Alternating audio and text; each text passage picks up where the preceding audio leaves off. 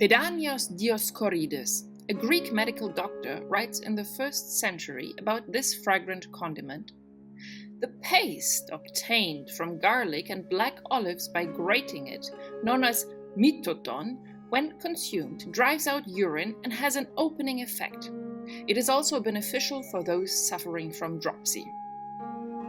The best way to eat myttoton is simply on toasted bread.